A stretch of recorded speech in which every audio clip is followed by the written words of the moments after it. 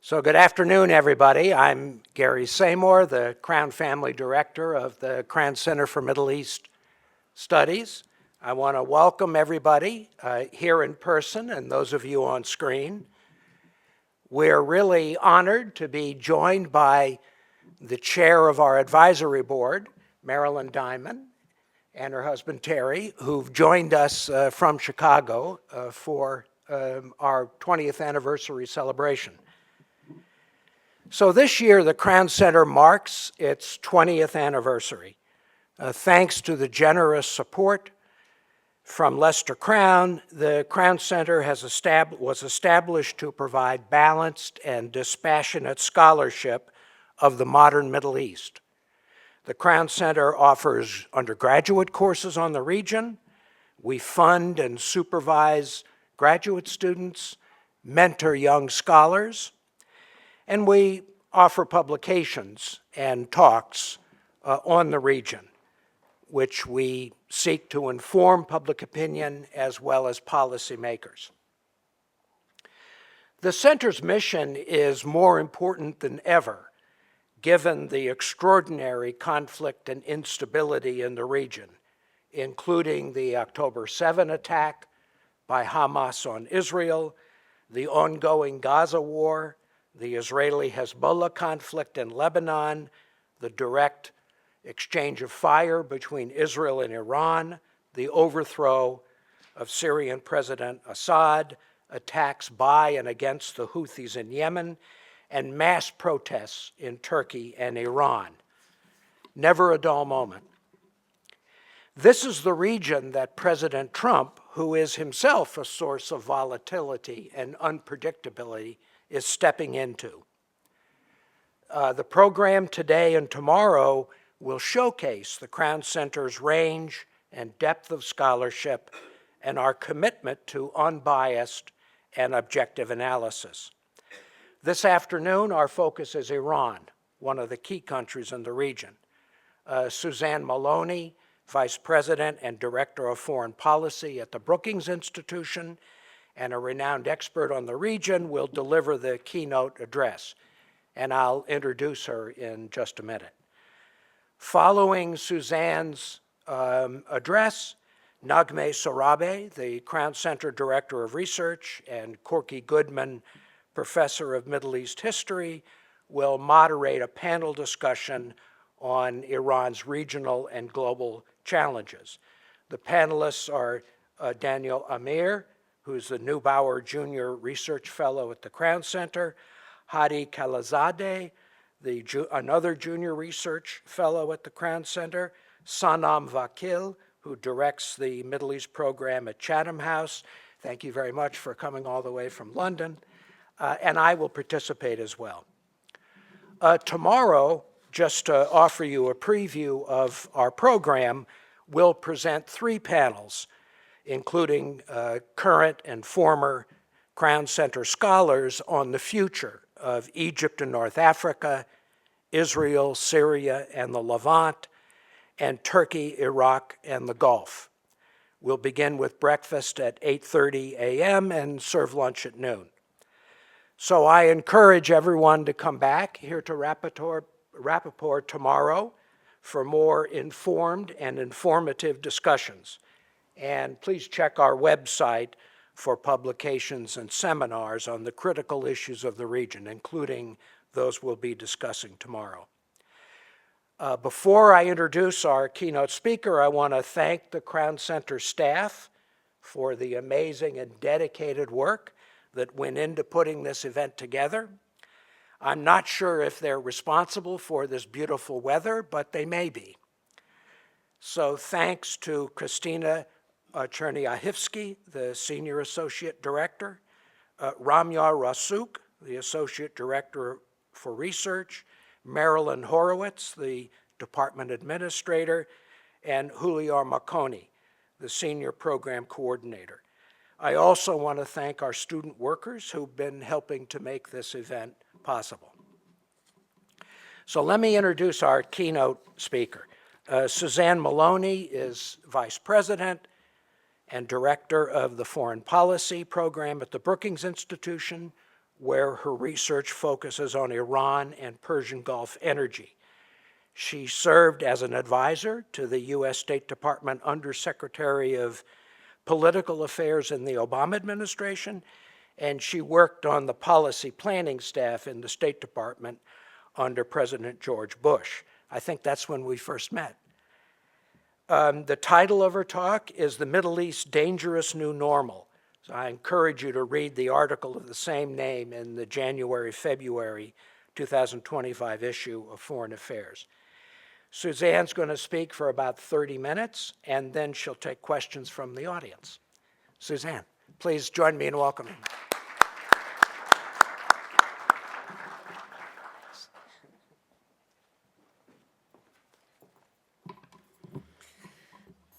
Thank you so much to Gary, and thank you to everyone in the Crown Center for including me in this very impressive program. I wanted to begin just with those thanks and also the congratulations to the Crown Center on such a tremendous milestone. It's really an honor to be here, and I'm sincerely grateful, especially grateful, that we'll follow this introductory remarks with a panel discussion that will cover some of the same territory. I hope that the panelists tonight and those who may speak on some of the issues that I try to address tomorrow will correct any mistakes that I make and also provide a diverse set of perspectives on one of the most important challenges facing the region and the world today. As I thought about how to frame my remarks this afternoon, the longevity and the continuing salience of the Crown Center's work really loom large. It has been a dramatic time in the region over the course of the past 20 years and a pivotal period for U.S. policy toward the region. And the scholars at the Crown Center have played an absolutely vital role in analyzing the political, social, economic, and security dynamics in the Middle East. And of course, the region has given those scholars an awful lot to work with. I looked back in history, noticed that in fact today is the 20th anniversary of the first YouTube video posted. But of course, if you think back to 2005, the United States was mired in two increasingly bloody and frustrating conflicts in the Middle East, still greatly challenged by the marriage of extremist terrorism with religious sanction. The assassination of Rafiq Hariri in Lebanon gave rise to mass protests and the withdrawal of Syrian troops from the country, but any anticipated peace dividend failed to take hold as Hezbollah only strengthened its position. Then Israeli Prime Minister Ariel Sharon unilaterally withdrew Israeli troops and ended settlements in Gaza, but there too the aftermath did not play out as hoped for. The decades that followed were not much easier. Wars in Lebanon and Gaza, openings such as the Arab Spring or the 2015 Iran nuclear deal proved ephemeral. And as I thought through the developments as well as the scholarship that has transpired over the course of the past 2 decades, it's tempting to see the current moment as a positive one, especially with that rather bleak historical retrospective. The U.S. has now largely extricated itself from 2 conflicts that were costly in terms of both human lives and American influence in the region, as well as our own domestic politics. The scourge of extremist violence remains, but the security threats to the peoples of the region and the wider international community have been largely contained and minimized. Israel has widened its diplomatic and economic engagement across the region and developed close and effective military cooperation with the leading Arab powers, most recently to thwart unprecedented attacks from Iran.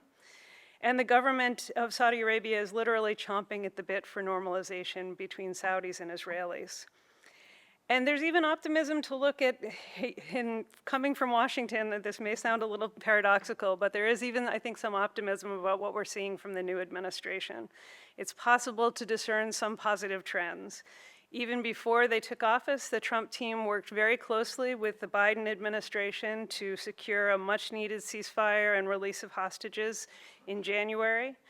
That couldn't have been done without close cooperation among 2 teams that really did not have much affection or respect for one another, but it worked, and it held at least for a few crucial weeks. They managed to jumpstart the negotiations with Iran around a successor to the Joint Comprehensive Plan of Action, the 2015 nuclear deal, which Trump abrogated during his first term. And as the president gears up for his first visit to the region in this second term, His hosts for that visit next month, the Saudi government, have begun to step into a role that, at least in my view, has long been missing in action in the region, that of an assertive middle power, a responsible regional stakeholder that, while a close partner to Washington, is exerting its influence in increasingly independent ways. We've seen this both with the hosting of peace talks between the United States and Russia on the Ukraine war, but also, of course, in some of the recent activity between the Saudi defense minister and his Iranian counterparts. All of this might induce a newfound sense of possibility about the future of the region, and there might be, in some corners, irrational exuberance about an expeditious American wind-down from the longstanding role that Washington has played in trying to manage the regional order as a means of advancing U.S. interests and defending its partners and allies. Alas, I'm not here to spread the gospel of optimism in the Middle East, unfortunately. When I look at this new normal that has begun to emerge in the region, I see a dangerous set of risks, some that are indigenously generated, some that are the result of American miscalculations and misperceptions. Any of the actors involved could ignite a much wider and more intense conflict across the region with profound damage to regional stability and the global economy. Given the panel discussion that will follow, I will be focusing my own remarks on Iran, but it goes without saying that Iran is not the only power in the region or working in the region with the capability and will to destabilize the Middle East. I want to start with the set of events that inevitably frames all of our thinking, both I think in the academy and certainly in Washington, about the state of play in the region today, that of the horrific attacks on October 7th. Obviously, Iran was not directly involved in those attacks, but its leaders were eager to exploit its aftermath in hopes of fulfilling the prophecies of the supreme leader and the founder of the Islamic Republic. At first, Iran entered the war via its well-honed playbook of posturing diplomatically against escalation while rallying its proxy militias to assault Israel.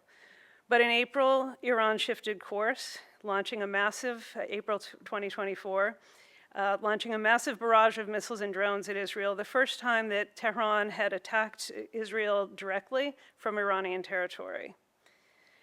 This came in response to the bombing of an Iranian consulate building in Syria, and it was something that I think we had never anticipated and never imagined. That is unfortunately all too common when we think about American perceptions of the Middle East, particularly those of us in Washington. The attack in April was calculated and designed to send a message. Iran telegraphed the attack well in advance, and Israel, thanks in no small part to the help of neighboring Arab states as well as the United States and the UK, was able to successfully repel the bombardment.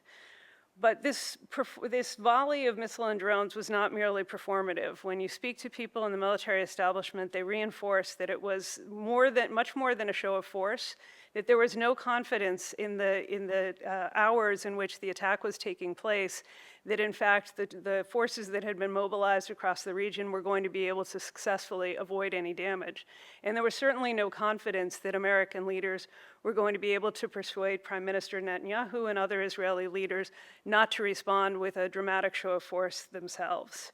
And so it was a very, very dangerous moment, and I think that it is one that is to some extent underpriced in terms of the level of uncertainty and the willingness on the part of the Iranian leadership to take risks that they had never really seriously contemplated in the past. The events later that year, especially the death of the Iranian president, Ibrahim Raisi, and the foreign minister in a May 2024 helicopter attack, briefly distracted the theocracy and appeared to disrupt the escalatory spiral. But as we all know, it wasn't long before the two countries upped the ante.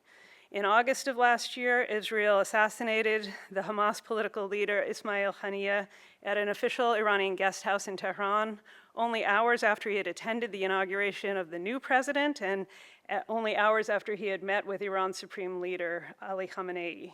This was, I think, a very shocking event for Iran, even though it had endured and experienced a number of really successful and quite impressive Israeli covert actions over the course of the past decade. But to do so while these ceremonies were playing out was, I think, a strike at the heart of the legitimacy of the regime, and created, I think, a huge sense of insecurity and embarrassment. Less than 2 months later, Israel once again escalated in Lebanon, laying waste to what had been decades of Iranian investment in Hezbollah in abrupt and again in humiliating fashion. As we all know, via remote control, Israel detonated tiny explosives that it had planted years before in thousands of pagers used by Hezbollah operatives, disrupting the group's command and control, and then managed to take out the entire upper echelon of Hezbollah's leadership, including its longtime leader, Hassan Nasrallah, and laid waste to much of the group's arsenal. This onslaught produced not just a weaker Hezbollah, but a much weaker Iran. For 40 years, Hezbollah had been Iran's ace in the hole, the country's inaugural franchise, and the nucleus of the loose network of partners and proxies that Iran has cultivated and supported, trained and directed, armed and supplied over the course of the past 40 years. The arsenal of missiles that Hezbollah had accumulated was intended to be the first line of defense for Iran, and crippling such a key asset, even if only temporarily, severely undercut Iran's stature and power in the region. And the loss of Nasrallah itself was devastating for Iran's leadership. Nasrallah and Khamenei had known each other since Hezbollah's earliest days. Nasrallah was one of the few Arab leaders, one of the few proxy militia leaders who spoke Persian, had spent time in Iran, and was a major figure, the only major figure in the region who considers or considered Iran's supreme leader as his spiritual guide. It was thus even predictable, perhaps inevitable, that Iran would respond to his death with force, as it did with another salvo of missiles on October 1st. Once again, US and Israeli preparation and coordination managed to prevent any serious casualties or any serious physical damage. And after brief suspense, the Israelis undertook an elegant and effective set of strikes that significantly weakened Iran's air defense and its missile, drone, and nuclear program without provoking retaliation. It was a tremendous accomplishment, and one that many hoped would put the Iranians on their back heels, combined with the erosion of their deterrent, of their primary deterrent in Hezbollah. The attack in October was designed to send a signal that Israel could and would be willing to take extraordinary action to prevent Iran from threatening its homeland again.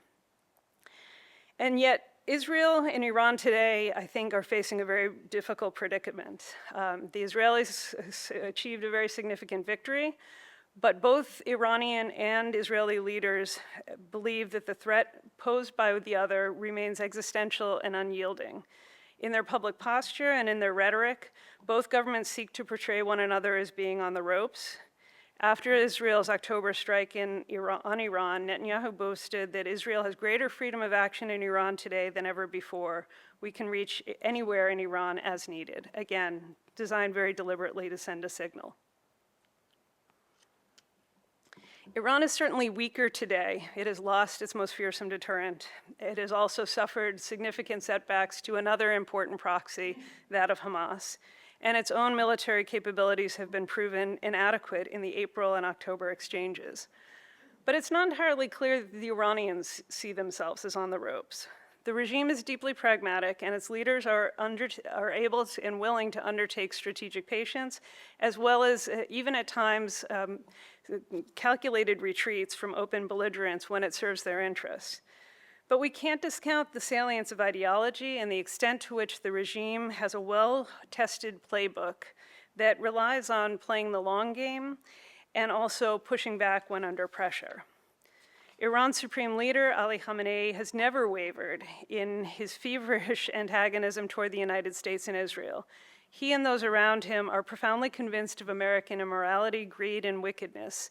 They revile Israel and clamor for its destruction as part of the ultimate triumph of the Islamic world over what they see as a declining West and an illegitimate Israel. Iran and Israel were not always mortal enemies, as some of you and the historians in the room will know very well. Under the Shah, the monarch who ruled Iran for decades until the 1979 revolution, Tehran had a cooperative and mutually beneficial security and economic relationship with the Jewish state. Israeli leaders in turn courted Iran to ease their own international isolation and counter the hostility then of their Arab neighbors. But the Islamic Revolution turned that relationship on its head. Iran's new rulers, who came from the Shia clergy, despised Israel. Some, steeped in anti-Semitic conspiracy theories, viewed Israel as an infidel transgressor. Before the revolution, an infamous 1963 sermon that precipitated his expulsion from Iran, Ayatollah Khomeini, the founder of the Islamic Republic in Iran, inveighed against Israel as an enemy of Islam and the religious class in Iran. He continued to weave similar themes throughout his speeches after the revolution that elevated him to head of state.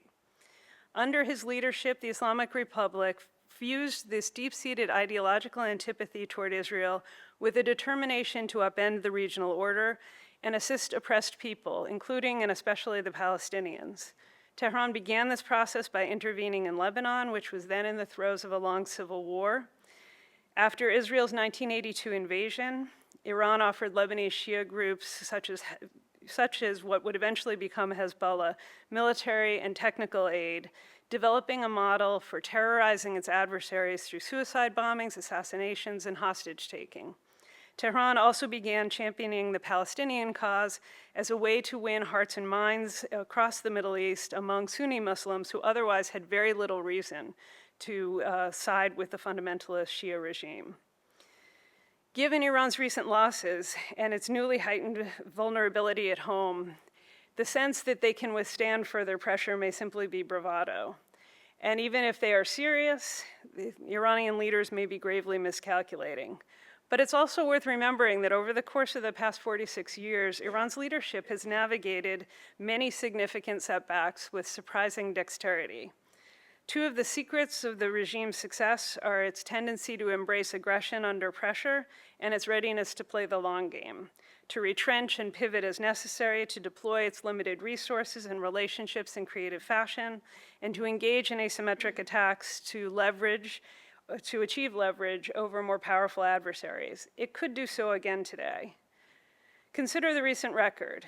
If you think back to some of the worst atrocities committed by Hezbollah, they came at its very inception, when Iran was only able to provide fairly limited military and technical assistance, and at a time when Iran itself was waging a war of defense against Saddam Hussein's regime. And yet it was at that time that Hezbollah succeeded in some of the most devastating blows to the US military presence in the Middle East, attacks on American barracks that resulted in the deaths of hundreds of Americans. It is a reminder simply that despite the fact that Iran has built up an incredible arsenal and has built up these organizations, including others beyond Hamas and Hezbollah, into significantly powerful military organizations, that the original model was one of fairly ragtag terrorist groups, and it was itself fairly effective.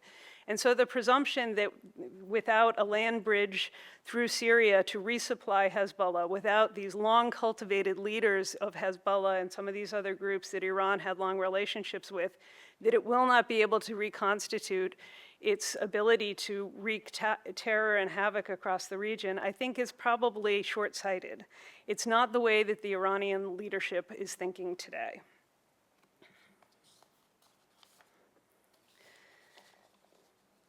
And we know that Iran believes that the best defense is a good offense. Iranian leaders have promised further vengeance.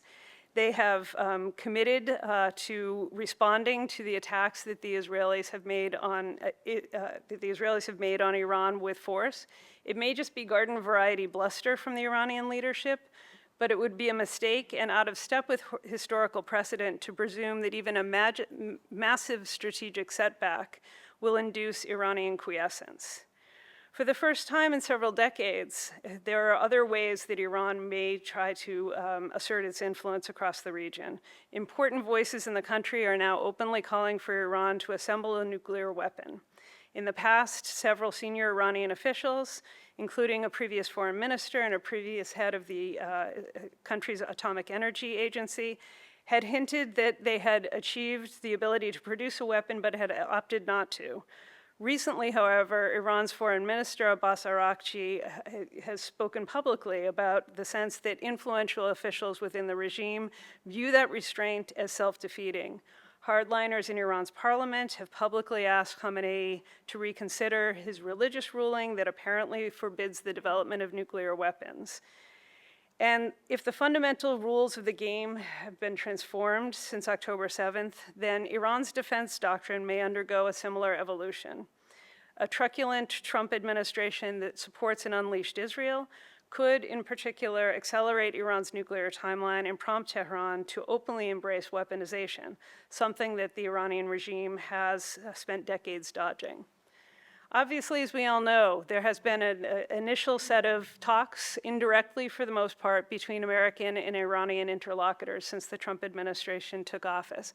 And that is a net positive. As we were speaking informally before we began the discussion tonight, I said, and I believe, that talking is always better than non-talking. And that has always been one of the primary challenges in the US-Iranian relationship, that for much of the past 46 years, Iranian officials have been unwilling to engage in public, official, and sanctioned, acknowledged negotiations with their American counterparts. I know an American negotiator who once chased his Iranian counterpart into a men's room, hoping to be able to get some informal dialogue outside of the fairly ideological lectures that were taking place in across the wider negotiating table. And so the fact that these negotiations have begun has to be seen as a positive and a stabilizing force. But I think that there is a temptation, certainly on the part of those who support the Trump administration in Washington, to believe that we have the Iranians on the ropes, that they are now behaving in a pragmatic way, and that they are likely to do what they have to do to try to save the regime. And of course, the Trump administration has moved an awful lot of military hardware, including, I believe, half the US arsenal of B-2 bombers, to the region to underscore to the Iranians that there are alternative options for addressing its nuclear program. And that is something that Trump administration officials are saying very loudly. But I'm afraid this presents a very unpalatable set of options for the administration itself. And it creates an opportunity for the Iranians to do what the regime has done on repeated occasions in the past, which is to try to call the bluff of an American president who may be talking tough. And so, what we don't see, I think, in this current moment is what we did see in 2013, which was a regime that understood that they needed at least a tactical pause in the escalatory dynamics that were destroying their economy. That was the moment at which they elevated Hassan Rouhani with a mandate to try to get a nuclear deal in the longstanding dialogue that existed at the time between the P5 countries plus Germany and Iran. It was very obvious that this was a consensus decision on the part of the leadership, that they wanted a deal, but they wanted a deal that would serve their interests. They wanted a deal that would not accede to the maximalist demands of American or other negotiators. It's not obvious to me that this current moment in Iran, the leadership has in fact embraced the idea that a deal is the only way out. I think that what they have done is to try to take advantage of this opportunity, an opportunity that is presented at least in part by the fact that there is the senior most American negotiator, someone with literally no background in national security issues whatsoever. And while the talks have now moved to technical dialogue among experts, if the lead negotiator is completely uninitiated into any of those technical details, it's hard to imagine that it will be possible to get an agreement that is stronger and better than the 157-page agreement that was negotiated over the course of at least 3 years of public talks and several years of private dialogues back and forth that preceded it. So I think we're in a very difficult moment in which the stakes are very high. It's also not clear that the Iranians see themselves as fully isolated. We have a different set of conditions in the region than we did even in 2015 when the deal was finalized. That original Iran nuclear deal was concluded at a time of significant tension between the United States and Russia, and yet there was still an investment in the relationship and a recognition on the part of decision makers in Moscow as well as in Beijing that a deal that prevented Iran from moving quickly to the nuclear weapons threshold was worth their effort and worth their cachet and worth their diplomatic support. It's no longer clear that anything like that could ever happen again, that the world powers could come together in a way to exert meaningful pressure on Iran to get to the terms that are going to be not just as good and as strong and as comprehensive and as wide-ranging as the terms that were included in the 2015 deal, but what the Trump administration has said is that they want better. They want a deal that actually would end all of Iran's enrichment and effectively limit Iran to a civil nuclear program reliant on imports of nuclear fuel. That will be a no-go for the Iranian leadership. They've made that very clear, not just over the course of their remarks since the negotiations have begun, but over the course of many years. It was the fundamental initial starting point of American negotiators during the Bush and then Obama administration. But the reality of the program left over time to expand and enlarge and grow more technically sophisticated made it much more difficult to persuade Iran or force Iran to rescind and roll back that program to a very elementary level. The program has, of course, expanded in far more dangerous ways since that time. Iran now has enough nuclear fuel to produce 6 to 7 weapons if it, in fact, took the steps necessary to do so.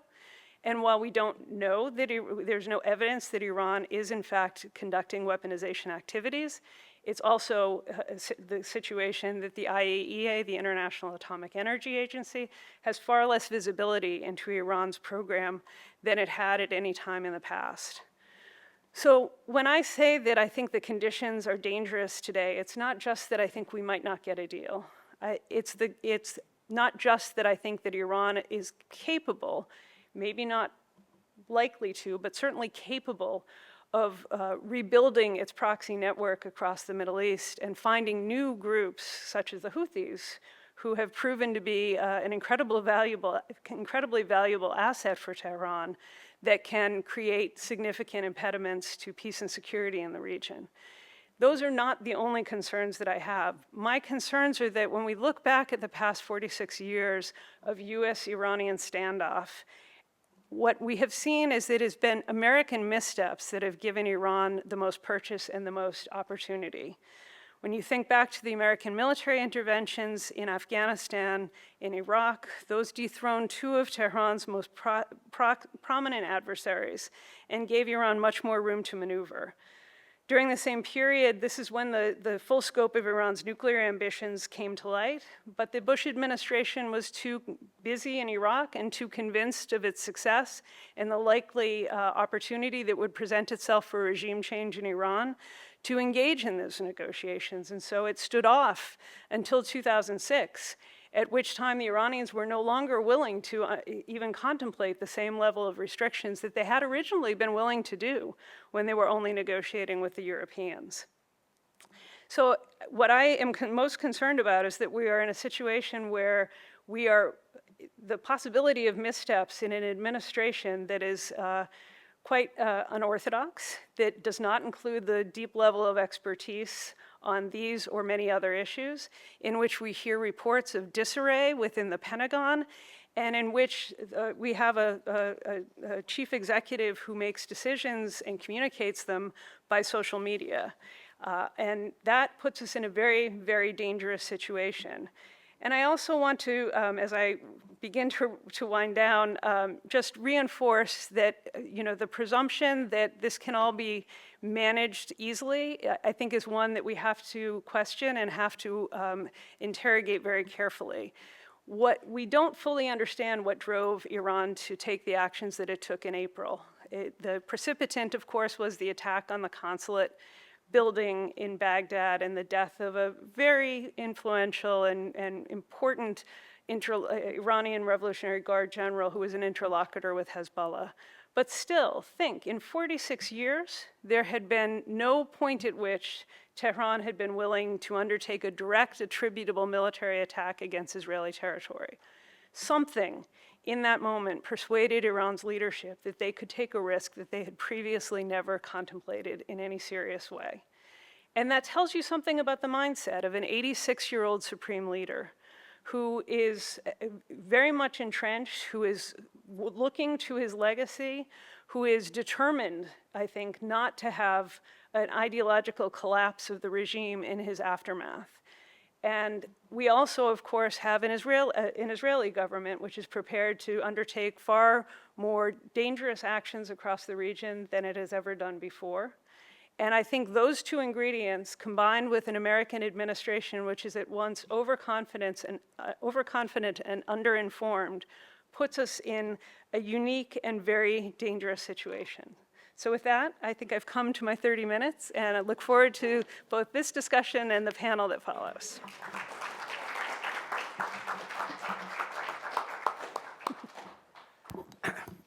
Thank you, Suzanne, for that very cautionary and speech. So we're going to have questions now from the audience. We'd like to invite students to ask the first questions. We have a mic over here. So please state who you are, and remember that a question ends in a question mark. So we'll start with students. Are there any who would like to start the questioning? Yes, please. Thank you for making the talk. I'm from DC. My name is Steven. I'm a senior currently. Louder, please. Maybe you want to just speak it. Yeah, it'd just make it easier for you. Thanks, Stephen. I just have to turn it on.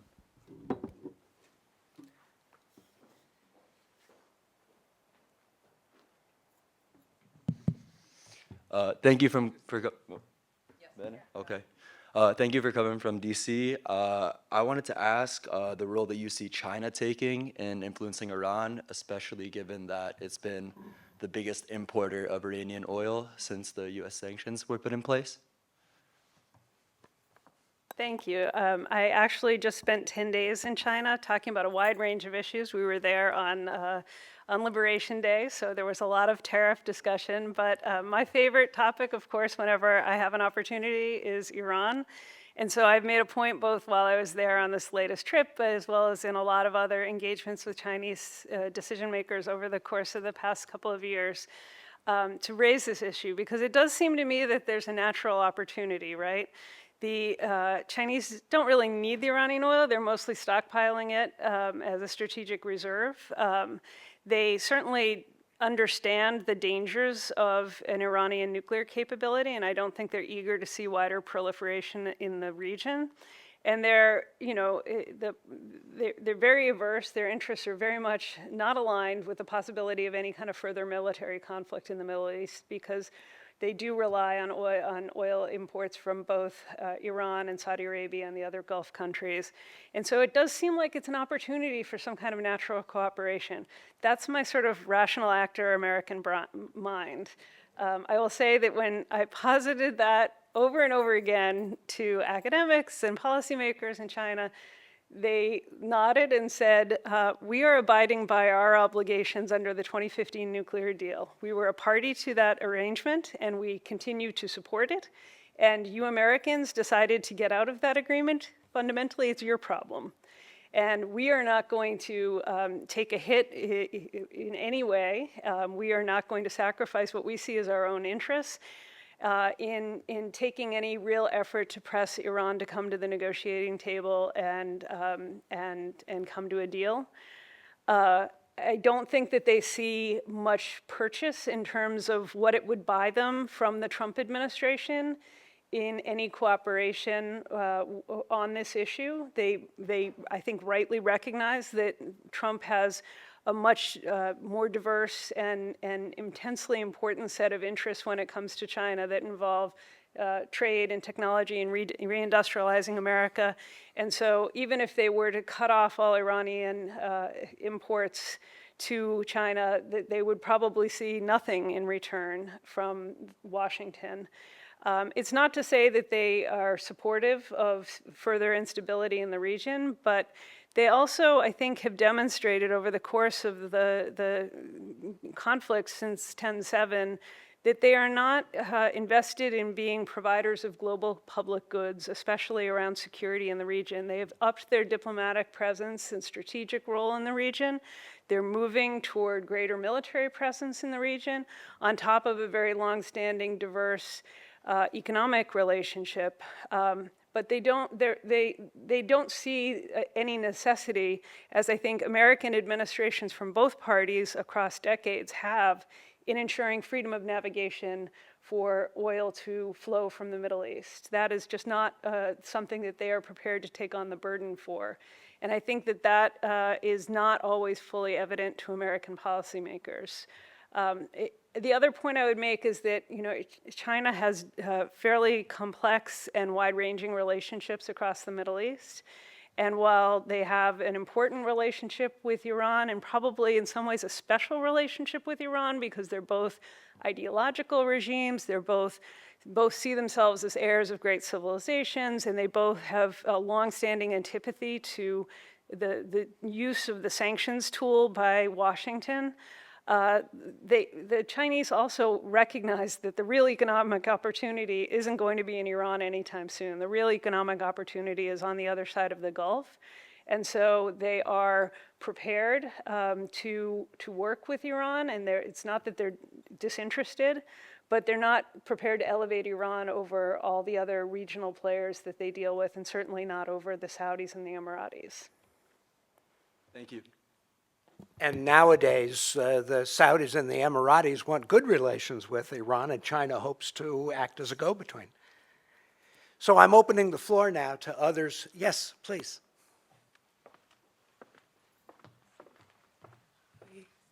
Hi, good afternoon. I'm very new to this sphere of the globe, but from your presentation so far, do you think that Iran and the United States would ever go back to some form of deal under this administration, or ever again at this kind of moment of contention between, like, in this area generally, if that makes sense? It's a great question, and it's good to hold those of us who make pronouncements to account, to be really clear about what we think is advisable and feasible.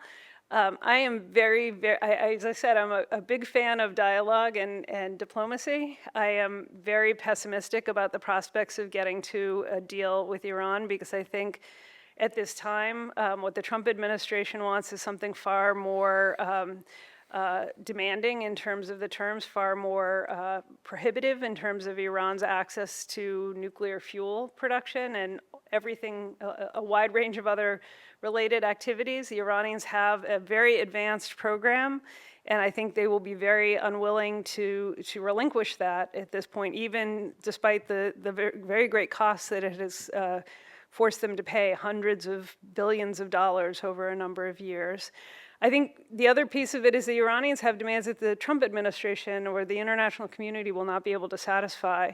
They have already articulated that they want some kind of an ironclad commitment about any sanctions relief that would be included in a deal, because what they obviously experienced with Trump's decision to walk away from the agreement in 2018 was the significant role of the United States. At that time, I think Iranian officials anticipated that the rest of the world, as China eventually did decide to do, would ignore the American sanctions that were reimposed. But for Europeans, banking institutions, companies, there was no possibility of ignoring them, because those sanctions are really self-reinforcing, because it is the financial institutions that use their compliance functions to ensure that there is no traffic in US dollars that goes to Iran, even from third countries.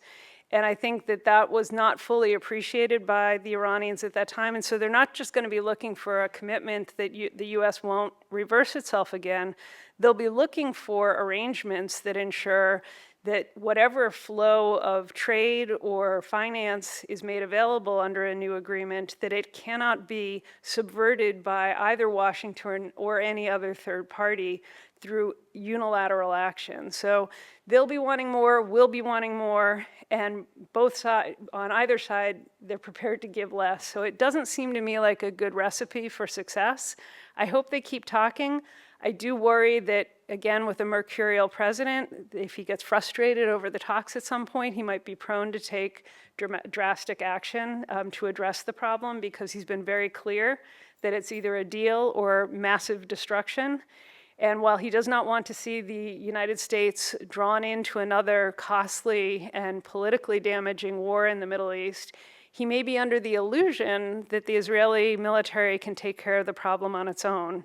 I will say that every senior Israeli military official that I have spoken to, and every senior American military official that I've spoken to, is very clear that it cannot be done successfully in any kind of a permanent way, or not even semi-permanent way, by the Israeli government alone. And the aftermath of any attack on Iran's nuclear program would definitively draw in the United States, because it would most likely be aimed at some of Iran's neighbors, at US troops in the region, as well as oil production facilities in the Gulf, and that would force some kind of a US response. So we are in, I think, a very difficult dilemma. It's not a perfect analogy, but unfortunately, I think that the North Korea situation is one that bears some study for this problem, because successive administrations have been committed to denuclearization, and fundamentally we have failed time and time again. In that case, it's a very different, sort of set of political dynamics there, and regional dynamics with North Korea. But, despite the fact that decades of presidents from both parties have said North Korea will not be permitted to retain its nuclear arsenal, they have been able to retain their nuclear arsenal. And I'm afraid the same thing could happen with Iran. And of course, as we know, if Iran goes nuclear, if Iran gets access to nuclear weapons, there will be a wider ripple effect in the Gulf, in Turkey, potentially in Egypt over time. This comes at a time where there are already American partners and allies in the Indo-Pacific that are seriously considering removing the constraints they've imposed on themselves, South Korea and Japan among them, about their own nuclear deterrent capabilities. And so, you could see a much wider wave of proliferation that makes the entire world far less safe. Even in Europe, the Polish and the Germans and others are talking about developing their own nuclear weapons. Okay, floor is open for other questions and comments. So I invite people to, yes, Terry, please.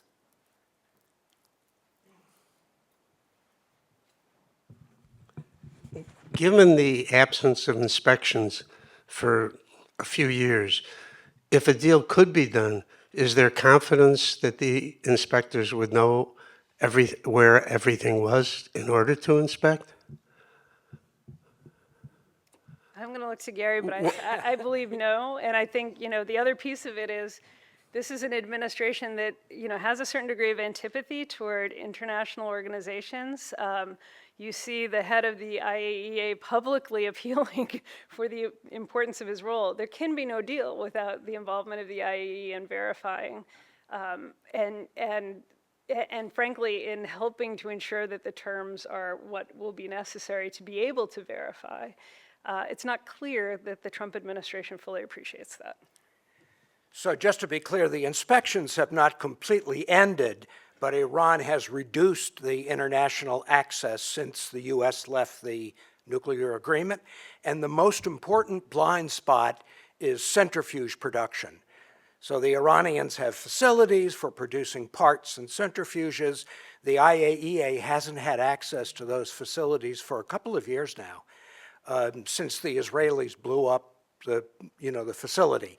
So the concern is that Iran could be stockpiling spare centrifuge parts. Even if they agreed to a deal, they might use those unaccounted for centrifuges to build a secret facility somewhere. Now, whether we have intelligence on the location and number of those centrifuges, I don't know, but certainly the IAEA doesn't. And they made that clear in their reports. Yes, Eva.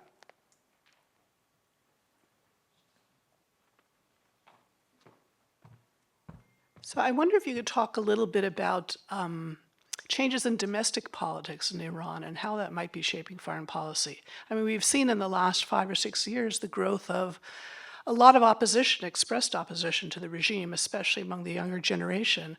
Does that not make you at all optimistic about a decline in the ideological purity of the regime going forward? I should clarify. I believe the ideological purity of the regime is long lost, but not the ideological commitment of its most senior leaders. I have watched Iran's domestic politics with hope for something like 30 years now. I was in Iran. One of the first experiences I had studying in Iran was in 1999 when I arrived on the night that they cracked down on student protesters at Tehran University. Obviously, that was a small protest in comparison to what happened 10 years later in 2009 when 1 million people came to the streets of Tehran to protest against the rigged re-election of Mahmoud Ahmadinejad. And then we saw over the course, especially 2017 to 2019, really protests that spread across the country, significant numbers, significant violence, significant determination to be very clearly anti-regime rather than pro-reform or pro-democracy or something that could be interpreted as less disruptive than some of the slogans that we saw, death to Khamenei. And then there were the protests after the Mahsa Amini killing that, frankly, to me, augured something that we hadn't seen before, potentially a strategy, potentially the coordination of messaging and activity across different groups, different classes, different social groups, and certainly different geographic parts of the country. In each one of those cases, the regime was able to essentially undercut, thwart, repress, exile, and fundamentally sap the life out of those movements. That doesn't mean that there hasn't been political change in Iran. It doesn't mean also that there isn't an existence of an opposition. I haven't been able to go back in many years now. And I think that we know that, we are consistently surprised by what happens within Iran.